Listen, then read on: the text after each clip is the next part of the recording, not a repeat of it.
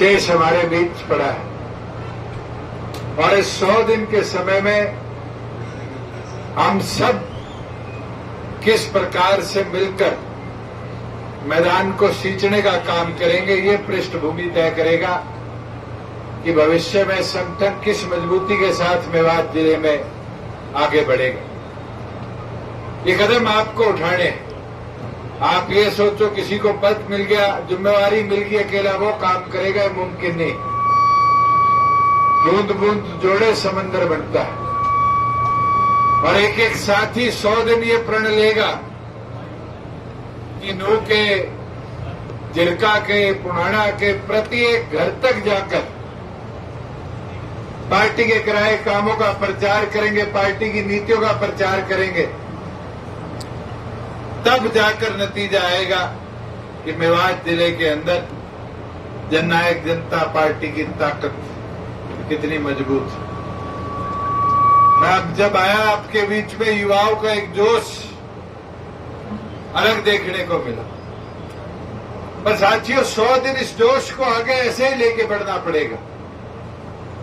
आज तो कार्यकर्ताओं की आपकी इस बैठक के अंदर केवल मात्र हम तो दिशा लेने आए हैं डॉक्टर अजय सिंह चौटाला जी से कि कैसे संगठन की ताकत को मिलकर हम आगे लेकर चलेंगे। हम दिशा लेने आए हैं कि कैसे मिलकर मेवात के अंदर चाबी चुनाव चिन्ह का विधायक जिताने का काम करेंगे। और वो मुमकिन जब ही हो पाएगा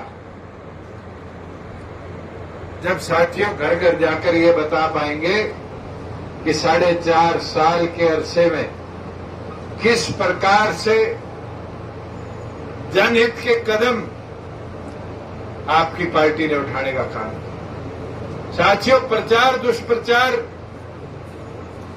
संगठन की ताकत को बढ़ा भी सकता है और रोक भी सकता है। निरंतर हमारे बीच में मेवात जिले के विकास के लिए अनेक कदम 4.5 साल के अरसे में हमने उठाने का काम किया। चाहे वो सड़क के इंफ्रास्ट्रक्चर को मजबूत करने की बात हो, चाहे रोजगार के अवसर के लिए हमारे बीच में उद्योग लगाने की बात हो, चाहे ग्रामीण विकास में कैसे नए कदम उठाए जाए,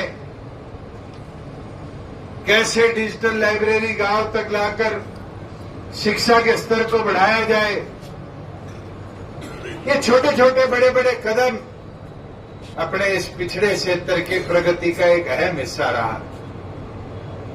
मैं आपके बीच में साझा करूं दुष्प्रचार की बात, तो साथियों आप लोगों की मेहनत से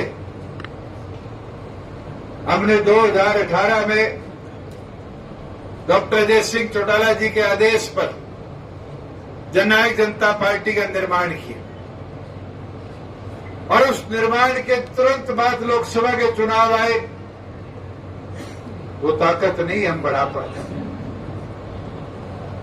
मगर विधानसभा में साथियों ने मेहनत करी और नतीजा क्या आया कि प्रदेश में 10 विधायक आपकी पार्टी के जीतकर विधानसभा में पहुंचे।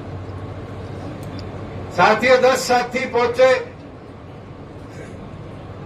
मुझे याद है मेवात का प्रोग्राम था बड़खली में, सभी साथियों को उम्मीद थी कि पूरे राज्य से विकास हो, मगर हम समझ नहीं पाए कि हमारे साथ वालों ने भी हमारे साथ निरंतर भेदभाव किया, प्रगति विकास के कार्यों को रुकवाया और हमारे विपक्ष के साथियों ने भी एकमात्र उद्देश्य बनाया कि कैसे आपकी पार्टी को बदनाम किया।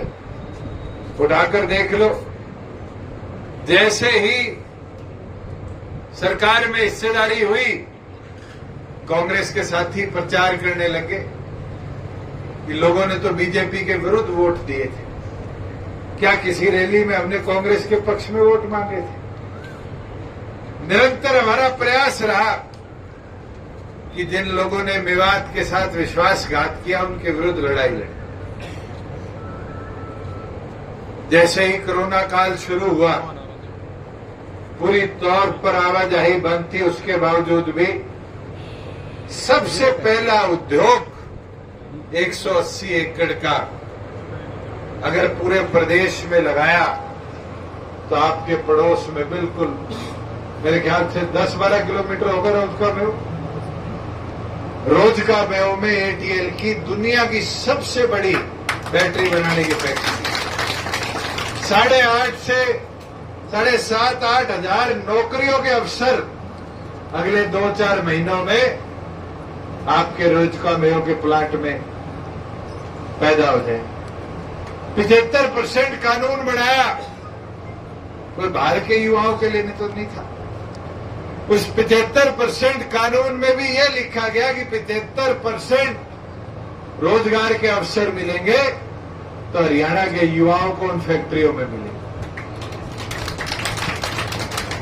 मगर दुष्प्रचार करने वाले क्या प्रचार करते हैं? मैं देख रहा था आजकल ये सोशल मीडिया ज्यादा एक्टिव, और ये साथी आजकल नए नए यूट्यूब पर चैनल चलाते तो कांग्रेसी क्या कहते हैं कि दुष्यंत तो मारुति ले गया मेवात से। कहते हैं नहीं कहते? बताओ, उनसे पूछने का काम करो। मारुति तो गुजरात उनकी सरकार ने भगाई थी, हम तो प्रयास करके हरियाणा में तो ले आए, और हमने तो 3 जगह उनको दी थी। पहली थी रोज का मेव में लगा लो, दूसरी थी कि आप झज्जर में लगा लो, और तीसरी थी आप सोनीपत में लगा लो। ये तो कोई उद्योग लगाता है, उसकी मर्जी है कहां लगाएगा। मगर मारुति यहां नहीं आई, उसके बावजूद भी क्या मेवात की प्रगति के लिए कदम नहीं उठाए? एटीएल को मारुति से पहले लाए। मारुति तो 1 साल बाद फैक्ट्री चालू होगी, एटीएल तो आपकी इसी साल चालू हो जाएगी। मारुति में 12,000 रोजगार लगने थे, इसमें 8,000 आ जाएंगे। पर उस 8,000 के बावजूद भी मेवात की प्रगति को तो नहीं रुकने दिया। केंद्र सरकार से इलेक्ट्रॉनिक मैन्युफैक्चरिंग क्लस्टर बनाने के लिए 500 एकड़ के लिए 500 करोड़ रुपया मंजूर करवाया, नहीं करवाया? आज इलेक्ट्रॉनिक्स के 18 प्लांट वहां स्थापित होने लगे, और उन 18 प्लांटों के अंदर आज के दिन भी मैं आपको बड़ी खुशी के साथ बता सकता हूं कि 9,000 से ज्यादा रोजगार के अवसर पैदा होने का काम हो। साथियों, हमारा तो प्रयास रहा है मेवात की प्रगति हो, कांग्रेस का शासन हो,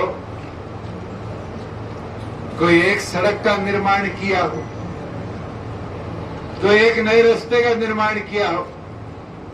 हमने तो मेवात से जुड़ने वाले चाहे फरीदाबाद जिले के रास्ते हो, चाहे हमारे पलवल जिले के रास्ते हो, चाहे रेवाड़ी गुड़गांव के रास्ते हो, चाहे वो राजस्थान को छूने वाली सड़कें हो, सभी पर कार्य शुरू किए।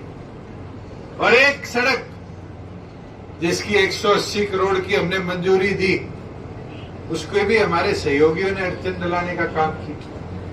मंजूरी दे दी, उसको केंद्र सरकार ने ले लिया, और उसके बाद फॉरेस्ट की परमिशन न आने की वजह से आज ये अलवर वाली सड़क का काम नहीं पूरा हो पाया।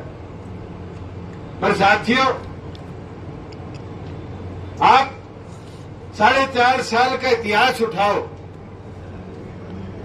जो आपके मेडिकल कॉलेज का कार्य रुका हुआ था, सड़क नहीं बन रही थी।